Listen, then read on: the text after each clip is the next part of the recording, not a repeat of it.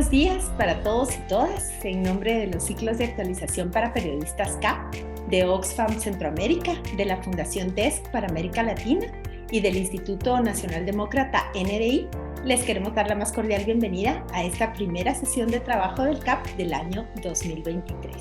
Hoy contamos con la valiosa participación de Catalina Soberanis, quien será la facilitadora del tema El ciclo electoral, estructura y organización. Catalina Soberanis es abogada y notaria, política y académica guatemalteca. Tiene una especialización internacional en formación y gerencia política y estudios de posgrado en Derecho de los Pueblos Indígenas, Análisis Estratégico, Seguridad Estratégica y Geopolítica. En el ámbito público fue diputada de la Asamblea Nacional Constituyente, ministra de Trabajo y Previsión Social, fue la primera mujer en presidir el Congreso de la República de Guatemala, fue secretaria presidencial de La Paz y coordinadora del Sistema Nacional de Diálogo Permanente. En el espacio político y de sociedad civil, Catalina Soberanis se desempeñó, entre otras, como secretaria general de la Unión Mundial de Mujeres Demócratas Cristianas y vicepresidenta de la Organización Demócrata Cristiana de las Américas. Además, fue candidata presidencial del Frente Democrático Nueva Guatemala.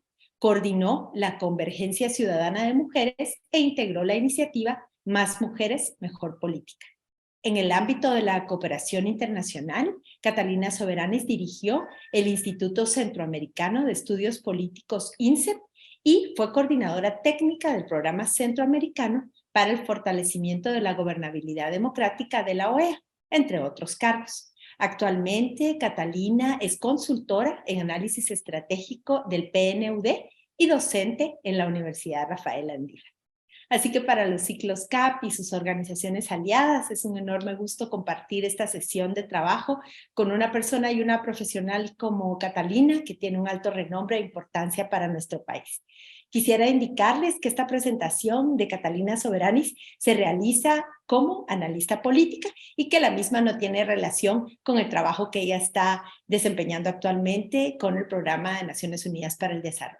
Muchísimas gracias, apreciada amiga Marielos.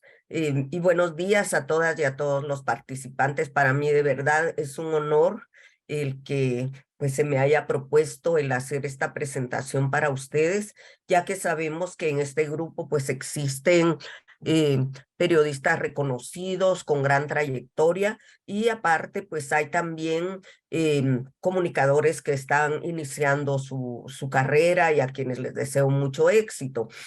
La presentación que a mí se me ha solicitado es acerca del proceso electoral, sus fases, su estructura y su organización, así que voy a compartir pantalla con ustedes para hacer la presentación. A mí se me ha pedido conversar con ustedes acerca del ciclo electoral, sus fases, su estructura y organización.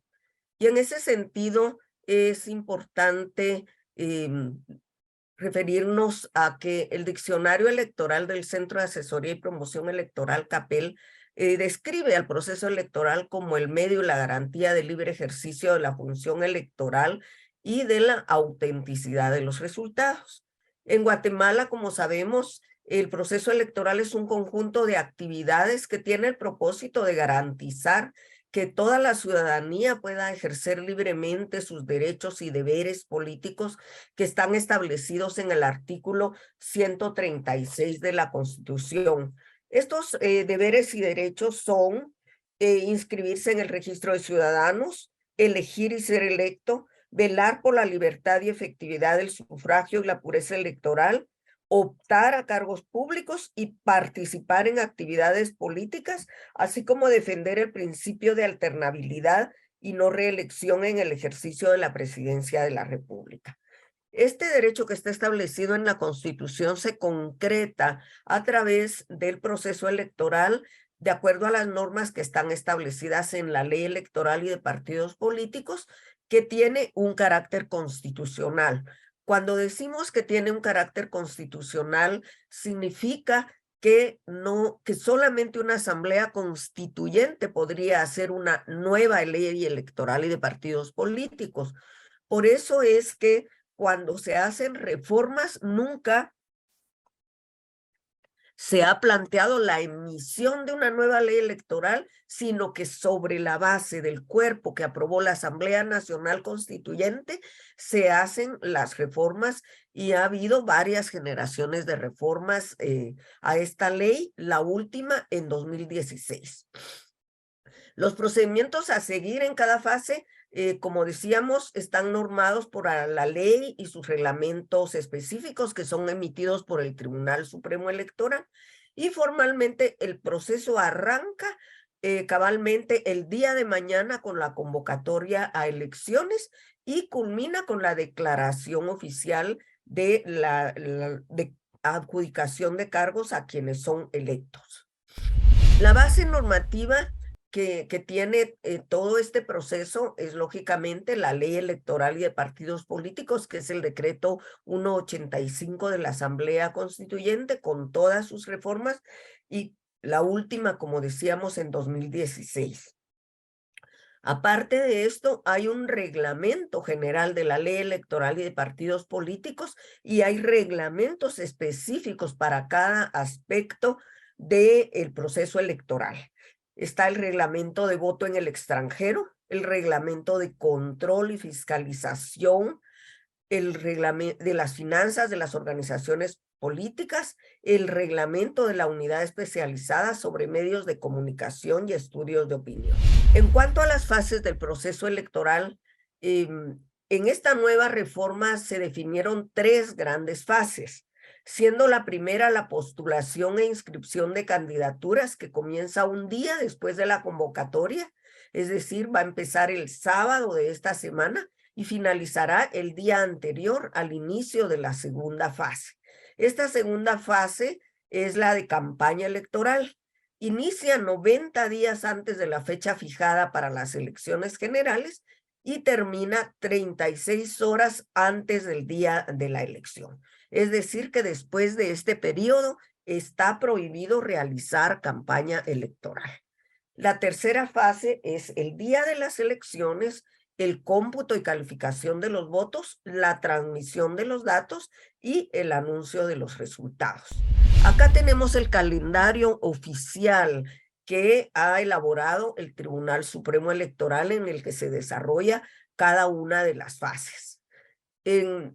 De mañana en adelante, las personas, hasta el 20 de enero, las personas podían cambiar de residencia electoral de un municipio a otro. A partir de mañana ya no se puede, porque se va a proceder a levantar el padrón electoral y solamente se admitirá a las personas que sean nuevos en el empadronamiento. La convocatoria a elecciones generales y de diputados es mañana. La designación de fiscales nacionales de los partidos políticos, ellos tienen hasta el 28 de enero, es decir, del sábado hasta el 28 de enero para designar a sus fiscales nacionales de los partidos políticos. Pero hay que decir que ya los partidos, aunque no oficialmente, digamos, no los han acreditado, pero ya están participando los partidos políticos en reuniones preparatorias con el Tribunal Supremo Electoral a través de sus secretarios generales, y muchas veces ellos ya van acompañados de quienes van a ser los fiscales nacionales de su partido. De manera que todavía no formalmente ya existe esta relación del Tribunal Supremo Electoral con los partidos políticos a través de un espacio de intercambio que el Tribunal Supremo ha establecido. Del 21 de enero al 26 de marzo de este año es el periodo para inscripción de candidatos y candidatas a cargos de elección popular. Y también del 21 de enero hasta el 26 de marzo sería la constitución e inscripción de comités cívicos electorales. El 25 de marzo concluye la inscripción de ciudadanos, y para ello pues se requerirá de una anticipación necesaria, en el sentido de que tanto los puestos en que se está haciendo un empadronamiento en diferentes centros comerciales o en lugares públicos, como las sedes del Tribunal Supremo Electoral tienen que estar listos para enviar al Tribunal Supremo Electoral el día 24 para que éste pueda cerrar el padrón electoral al siguiente día. En cuanto a la segunda fase, acá tenemos el periodo de propaganda electoral que empieza el 27 de marzo y concluye el 23 de junio a las 12 horas, que es el periodo de propaganda electoral.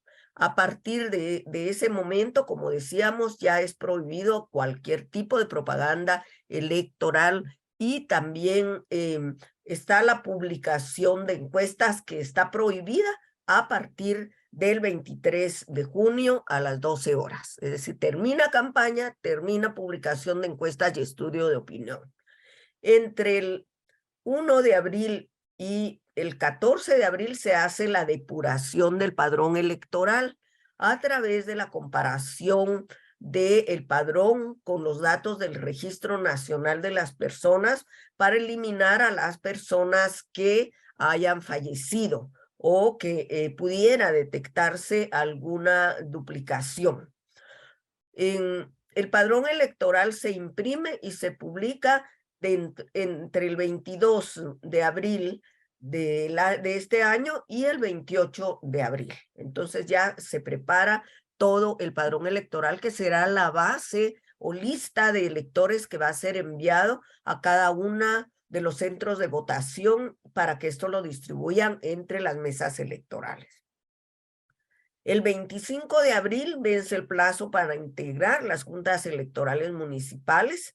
El 26 de abril también se define el número de juntas receptoras de votos para cada municipio y el 26 de mayo inicia la publicidad del financiamiento electoral. El 10 de junio vence el plazo para integrar juntas receptoras de votos y decía entonces que para integrar las juntas receptoras de votos vence el plazo el 10 de junio. Quiere decir que ya el Tribunal Supremo Electoral va a tener integradas todas las juntas receptoras de votos para todo el país. Entre el 10 de junio y el 24 de junio se prepara y se remiten las cajas electorales a todo el país. Todos los materiales que van a ser utilizados en las mesas electorales tienen que estar ya entregados a todas las juntas electorales municipales y distribuidos a los respectivos centros de votación en la noche del 24 de junio de este año. Del 24 de junio al 26 está prohibido el expendio de licores. Bien, ahora tenemos la tercera fase. La celebración de elecciones generales de diputados al Parlamento Centroamericano es el día 25 de junio. Ya ustedes tuvieron presentaciones anteriores en donde se indicaba cuántos diputadas y diputados a cada uno de los cargos. Son 340 municipios para corporación municipal, 160 diputados y diputadas al Congreso y 20 diputados al Parlamento Centroamericano. La comunicación de los resultados por las juntas receptoras de votos es entregada el propio 25 cuando termina la votación y cada una de las mesas electorales ha computado sus resultados. En ese mismo día, como sabemos, se transmiten los resultados, se computan, y se anuncian estos resultados. El día siguiente, es decir, el 26 de junio hasta el 30 de junio, se abren audiencias para revisión de escrutinios en caso de que hayan sido impugnados los resultados de mesas o de municipios. Y dentro del plazo de 15 días a contar de la declaratoria de nulidad especial, se tiene que convocar a repeticiones de elecciones por esa nulidad especial que se produce cuando más de un tercio de las juntas receptoras de votos se ha declarado nulidad, cuando hubieran sufrido actos de destrucción o sabotaje antes, durante o después de la elección, o en caso de un empate. Esto puede ser en el ámbito municipal, generalmente es así. Cuando una elección municipal sucede cualquiera de estas situaciones, se procede a la repetición de las elecciones. Muy raramente podría ocurrir que fuera en caso de elecciones a diputaciones o elecciones para la presidencia y vicepresidencia de la República, ya que requeriría un fenómeno de gran magnitud en todo el país. La segunda elección para presidente y vicepresidente de la República se realizará el 20 de agosto de este año, y si acaso hubiese necesidad de repetir elecciones en algún municipio por causa de nulidad, en ese mismo momento se hacen esas elecciones simultáneamente. Dentro del plazo de 10 días a contar de la declaratoria de nulidad, se puede convocar a repetición de la elección cuando el voto nulo alcanza más de un tercio de las juntas receptoras de voto. La conclusión y divulgación de los resultados se da dentro de los 8 días siguientes a la terminación del proceso electoral, que sería el 30 de octubre, dice acá. Sí, el 30 de octubre de este año. Eso, de todas maneras, ya los resultados preliminares han sido anunciados por el Tribunal Supremo Electoral el día mismo de la elección, pero el informe final de la elección, o sea, ya son los resultados finales, se hace después de terminado el proceso electoral, en esta fecha que está establecida por el tribunal. ¿Quiénes son los actores en el proceso electoral? La ciudadanía es el actor central de todo proceso electoral, ya que precisamente está establecido para garantizar su derecho a elegir y ser electo. El Tribunal Supremo Electoral, lógicamente, es el actor institucional central con todas sus estructuras permanentes, pero también existen otros actores que participan o inciden en el proceso electoral, como los tribunales de justicia ordinarios. Por eso se dice que, a pesar de que el Tribunal Supremo Electoral es la autoridad máxima en esta materia, en realidad no es supremo en todas las materias, porque sus resoluciones son impugnables y se puede recurrir de amparo o de inconstitucionalidad. De tal forma que, por ejemplo, la inscripción de determinadas candidaturas que ha sido denegada puede ser recurrida mediante el amparo en cualquier tribunal de primera instancia del país, y en ese caso, pues ya tiene todo el trámite que está establecido en la ley específica de amparo. Igual ocurre cuando es impugnada una decisión ante la Corte de Constitucionalidad con una acción especial de amparo o de inconstitucionalidad. Entonces quiere decir que la administración de la justicia electoral no es exclusiva del Tribunal Supremo Electoral. Este tribunal resuelve sobre la materia, pero sus resoluciones pueden ser impugnadas ante los tribunales de la justicia ordinaria. Otro de los actores, naturalmente, uno de los actores protagónicos son los partidos políticos, que tienen con la exclusividad el derecho a postular candidaturas para presidente, vicepresidente de la República, para diputados y diputadas al Congreso y diputados y diputadas para el Parlamento Centroamericano. También lo hacen para corporaciones municipales, pero en este caso los comités cívicos también tienen el derecho a postular planillas para corporaciones municipales.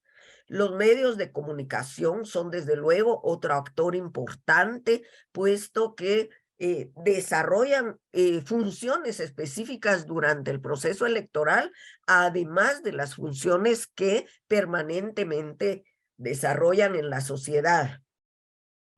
Tenemos también los órganos temporales de las elecciones. Se llama órganos temporales a todas las juntas de recepción de los votos, que serían las mesas electorales, las juntas municipales electorales, las juntas departamentales, que corresponden a cada distrito electoral. Estas están integrados por ciudadanos y ciudadanas que no tienen vinculación con los partidos políticos. Y en las mesas electorales, los partidos políticos sí pueden tener a sus fiscales representándoles para velar por la integridad del proceso electoral, por la legitimidad y porque el conteo de los votos en el conteo de los votos sea respetada la voluntad de las personas electoras.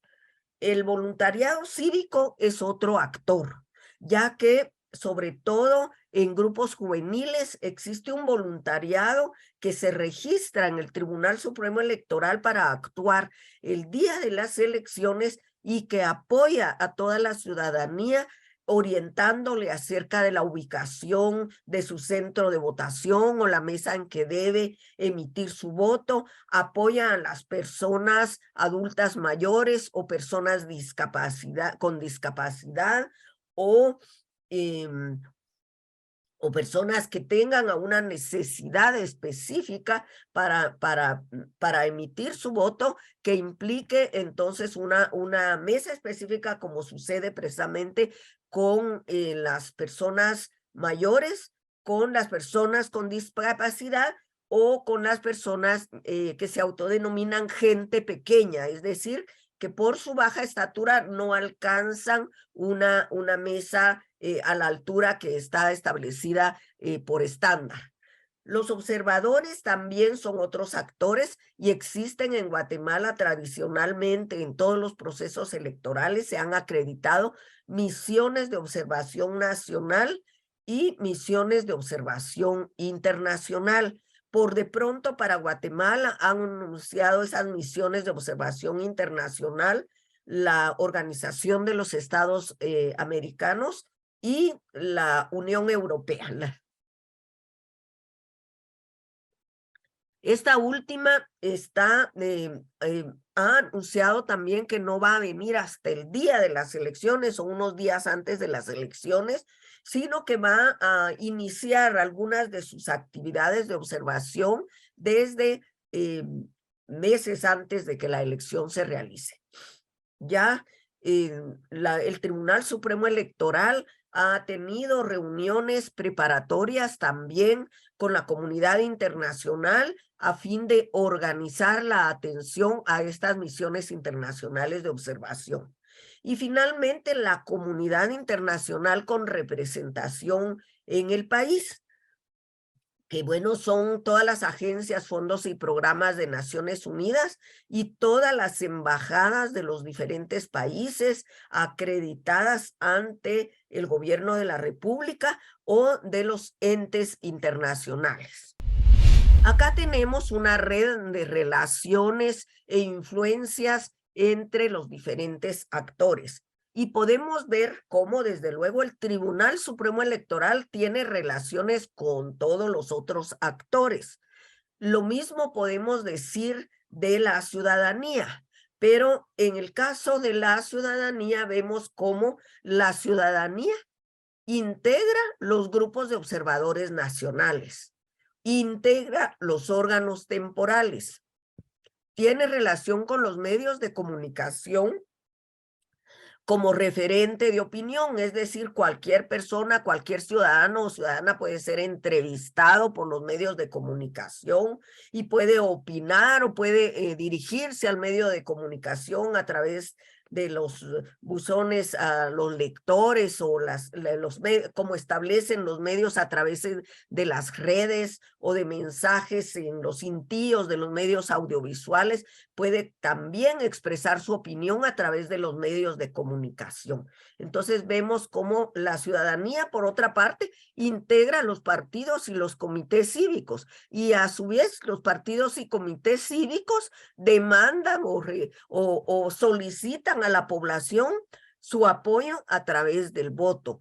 Les invitan a los actos de campaña, a sus concentraciones y a sus actividades, de manera que también existe una interacción, una relación de doble vía entre la ciudadanía y los partidos políticos. La ciudadanía también integra el voluntariado a través de organizaciones de sociedad civil. Por su parte, los tribunales de justicia, acá ponemos en una sola vía, porque el tribunal no realiza de ordinario ninguna acción ante los tribunales de justicia, sino que son ellos los que, al ser impugnada alguna decisión del Tribunal Supremo Electoral por los partidos o comités cívicos, pues tienen que acatar las decisiones que los tribunales de justicia tomen. Es por eso que no ponemos una relación de reciprocidad entre el Tribunal Supremo Electoral y los tribunales de justicia. En cuanto a la comunidad internacional, la comunidad internacional interactúa a través de esos espacios de relación que ha establecido el propio tribunal. Observa las elecciones a través de las misiones electorales, pero aparte también la comunidad internacional tiene asistencia técnica hacia el Tribunal Supremo Electoral, y en algunos casos algunos donantes apoyan con algunos recursos a las misiones nacionales de observación electoral, como por ejemplo el Mirador Electoral, que ahora ya no va a tener ese nombre. Es importante saber, porque ese nombre de Mirador Electoral comenzó a ser utilizado por alguna otra entidad, y entonces ya no se quiere generar confusión, y en esta próxima elección los grupos que tradicionalmente han conformado Mirador Electoral van a tener otra autodenominación. Pero ellos, por ejemplo, sí van a recibir algunos recursos de cooperantes de la comunidad internacional para realizar su labor, y el Tribunal Supremo Electoral también recibe asistencia técnica en materia de prevención de la conflictividad electoral. Bien, acá tenemos los roles del Tribunal Supremo Electoral, por eso no los describíamos en el esquema anterior. Acá hay toda una serie de acciones y procedimientos que el Tribunal Supremo Electoral tiene que cumplir a lo largo de todo el ciclo electoral, incluso en la etapa preelectoral y en la etapa postelectoral. En la etapa preelectoral, la función del Tribunal Supremo Electoral es del aprestamiento para el proceso, y en esa fase tiene que realizar y concluir el proceso de empadronamiento, que ese es permanente, pero concluye el 24 de mayo. La actualización de la residencia de los electores, que ya va a concluir. Las contrataciones de bienes y servicios que van a ser utilizados en el proceso electoral, y la fiscalización previa a partidos políticos. En ese sentido, ahí está todos los procesos de sanción, suspensión o cancelación de los partidos, están las amonestaciones por campaña anticipada, y está también el tener actualizado el registro de los actores que van a participar. Cuando viene la convocatoria a elecciones, en esa convocatoria pues hay que anunciar el calendario electoral y en general las normas que van a regir el proceso. En el periodo de inscripción de candidaturas, el Tribunal Supremo Electoral aplica criterios para la inscripción de las candidaturas y tiene que dar trámites al manejo a las impugnaciones que sean presentadas ante la inscripción de candidaturas. En el periodo de campaña electoral le corresponde ejercer todos los controles de campaña, el control del financiamiento, el monitoreo de los medios de comunicación, los controles de la realización de la campaña y actividades de prevención de la conflictividad que ya se están previendo para desarrollar en aquellos municipios que han sido identificados como con potencial conflictividad, ya sea durante el propio periodo de campaña electoral o en el día de las elecciones.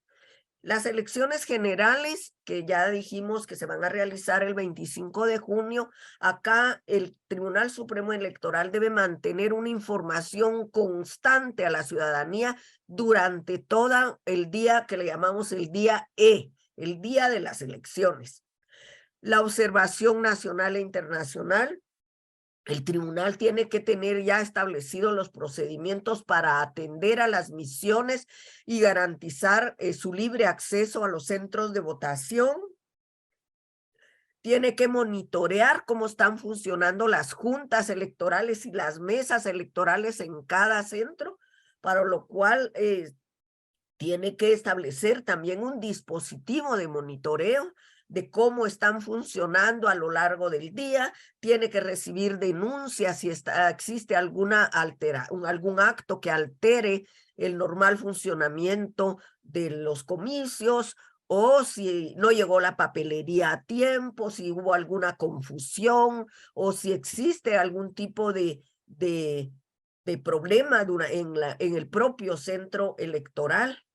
Tiene que tener una comunicación con la comisión interinstitucional que vela por la seguridad el día de las elecciones, el manejo de incidencias y de violencia si se llegara a producir en el proceso, en el día electoral, la administración y la gerencia de todo el voto en el extranjero, y finalmente cuando todo termina, que generalmente es hasta las 18 horas de cada día, que se cierra el proceso electoral, a menos que todavía haya personas dentro del centro de votación que estén haciendo cola para emitir su voto, en cuyo caso se prolonga un poco más la emisión del voto y desde luego el conteo y anuncio de resultados. Y finalmente, la atención de las impugnaciones. Para la segunda elección presidencial, el Tribunal Supremo Electoral de nuevo tiene que tener todos los controles de campaña que se tuvieron en la primera elección, tiene que atender de nuevo cualquier suceso o incidente de conflictividad electoral, prevenirlo y actuar en caso de que sea necesario. Y de nuevo tiene el día de la segunda elección presidencial la transmisión y conteo de resultados. Generalmente ponemos esta segunda elección presidencial obligadamente en el calendario porque desde 1985 hasta la fecha no ha habido una sola oportunidad en que nadie alcance la mitad de los votos más uno para acceder a la presidencia de la República. Por lo tanto, en todos los procesos electorales ha habido una segunda elección presidencial. Después hay un periodo de transición entre la segunda elección presidencial y la toma de posesión de las autoridades, que es en enero de 2024. Aquí el tribunal tiene que atender y resolver las impugnaciones y cuando éstas hayan sido resueltas y los resultados estén firmes, acreditar a las personas electas y con esa acreditación tomarán posesión en enero. Sin embargo, ahí no termina el trabajo del Tribunal Supremo Electoral, ya que de acuerdo a la propia ley, le corresponde organizar después de cada proceso electoral una comisión de actualización y modernización electoral que deberá elaborar una propuesta de reformas a la ley electoral. Esto es así porque a lo largo de los comicios puede observarse que algunas de las normas que están establecidas en la ley electoral y de partidos políticos presentan algunas dificultades en su aplicación o tienen vacíos o han tenido unos efectos negativos en la participación electoral o cualquier otra situación o no ha habido suficiente participación de determinados actores. Entonces, para esto se organiza una comisión de actualización y modernización electoral que es convocada por el Tribunal Supremo Electoral e integrada por partidos políticos y algunas organizaciones que solicitan su participación para hacer propuestas de reformas. La primera vez que se aplicó esta norma fue en el proceso electoral anterior.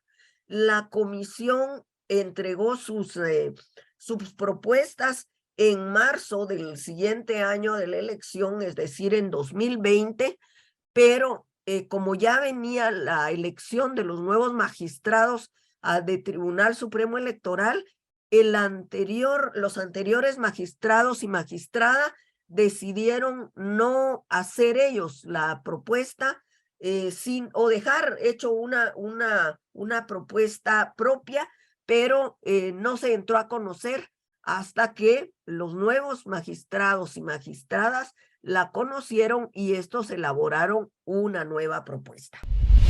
Bien, ¿cuál es el rol fundamental de los medios de comunicación durante el proceso electoral?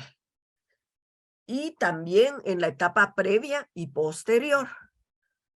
Los medios de comunicación tienen un rol fundamental en la sociedad y esto es en la vida cotidiana de la sociedad, pero durante el proceso electoral, antes y después de este proceso, desarrollan algunos otros roles que son fundamentales para que el proceso electoral se realice de manera ordenada, pacífica, legítima y que los resultados reflejen la voluntad de los electores, fortaleciendo así el sistema democrático. Los medios de comunicación orientan a los electores sobre cómo ejercer sus derechos democráticos, informan sobre el desarrollo de las campañas, colocan temas en la agenda electoral, porque muchas veces los partidos o comités cívicos evaden ciertos temas por considerarlos políticamente sensibles o porque carecen de propuesta en esos temas o porque sus propuestas son débiles. Entonces, los medios de comunicación pueden plantear estos temas en sus entrevistas, en sus actividades, para que los partidos políticos respondan y ante la ciudadanía cómo van a desarrollar sus políticas públicas, sus normas o sus acciones en relación con esos temas, como puede ser la contaminación ambiental, como puede ser la protección de actores en situación de vulnerabilidad. En fin, temas que muchas veces los partidos no abordan, pero que los medios pueden plantear para que los partidos y comités cívicos den sus propuestas en ese sentido. También ofrecen una plataforma para que los partidos políticos difundan su mensaje ante el electorado. Y esto se hace ya sea de manera comercial, cuando son contratados por los partidos políticos para difundir ese mensaje, o a iniciativa de los propios medios. Propician que los partidos debatan entre sí a través de diferentes actividades, informan sobre el escrutinio de votos y anuncian los resultados que el Tribunal Supremo Electoral ha hecho públicos. Examinan el propio proceso electoral con el fin de evaluar su equidad, su eficiencia y probidad. De manera que en ese sentido desarrollan una especie de fiscalización orientando a la opinión pública acerca de este tema. Un espacio que aglutina a diferentes actores de los procesos electorales en el ámbito internacional, plantea que son tres grandes áreas de cobertura de los medios de comunicación. Por un lado, la cobertura editorial, que son noticias, artículos, asuntos de actualidad, opiniones, todo lo que se encuentra bajo el control editorial de los medios. y al margen de algunas áreas limitadas como el reporte prematuro de resultados, porque eso es prohibido. Dan antes de que el Tribunal Supremo Electoral divulgue los resultados. En algunos países está absolutamente prohibido divulgar estos resultados, o las restricciones que ya dijimos que existen, 36 horas antes de la elección para difundir encuestas de opinión o actos de propaganda de los partidos, a menos que estos contravinieran la ley, y se puede divulgar que la han contravenido, pero no se puede divulgar los actos mismos. La función del órgano electoral en este caso es facilitar la libre operación de los medios. Y en este sentido, hay una relación, como decíamos, de doble vía, porque el Tribunal Supremo Electoral fiscaliza la presencia de los partidos y comités cívicos en los medios, el tiempo en que desarrollan esta campaña, los recursos que invierten, pero al mismo tiempo tiene que tener una apertura a todos los medios de comunicación para divulgar la información y las acciones y actividades a lo largo del proceso. La otra área de cobertura es la de acceso directo, que se refiere a aquella porción que se encuentra bajo el control de los partidos o candidatos mismos. Dependiendo de la legislación nacional, puede existir la obligación de algunos sectores de los medios divulguen ese tipo de material. O sea, eso sucede, por ejemplo, en México, en donde pues hay una determinada franja que los medios tienen que asignar, y siempre habrá una serie de condiciones que tendrán que acatar si así lo hacen. Es decir, por ejemplo, también hay otros países en donde se asignan pues los tiempos en determinados horarios para garantizar que la ciudadanía pueda tener un efectivo acceso a la propaganda de los partidos políticos. Los debates entre candidatos y las entrevistas en mesa redonda cada vez son más comunes en la cobertura de los medios. Se ubican en un punto entre las dos categorías anteriores. O sea que son al mismo tiempo una iniciativa de los medios, pero también ahí los participantes juegan un rol fundamental, digamos, los candidatos, los partidos.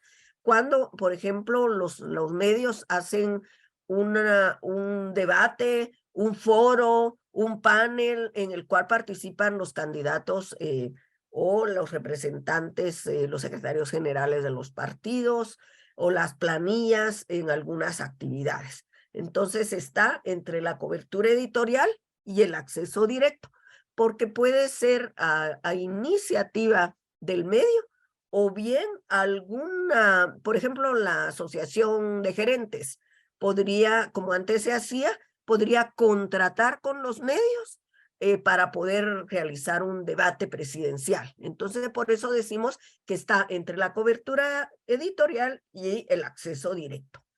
Y la educación electoral, pues es otra función, otra área en que los medios masivos de comunicación pueden ser una herramienta vital, no solo para informar a los electores sobre temas y candidatos, sino además para diseminar información básica sobre cómo votar y para qué sirve el voto. Con esta frase de Juan Ignacio García Rodríguez, que es el director del Servicio Electoral de Chile. Ustedes saben que en Chile la cobertura de los medios de comunicación social de todos los procesos electorales ha sido tradicional y ha sido muy alta, incluso en periodos de dictadura.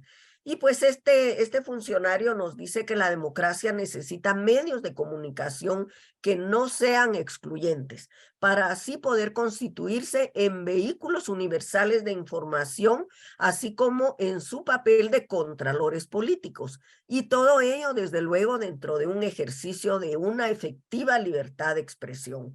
Es decir, que se nos subraya la importancia de que los medios no excluyan a ninguno de los actores participantes en el proceso electoral, Y esto incluye a partidos políticos, a comités cívicos, pero también a los otros actores que describimos anteriormente en esta presentación, a las juntas electorales, al voluntariado, a los observadores, a la ciudadanía en general. Es decir, que todas las voces puedan ser escuchadas a lo largo del proceso para que la emisión del voto sea una emisión informada.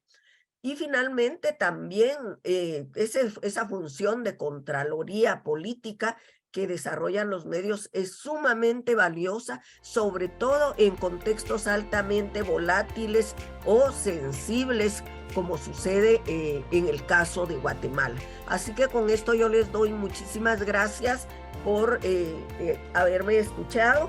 Muchísimas gracias a la licenciada Catalina Soberanis por haber estado el día de hoy con nosotros y también a ustedes, colegas, por su participación en esta sesión del CAP. Entonces, licenciada Soberanis, muchas gracias y un gusto que haya participado con nosotros.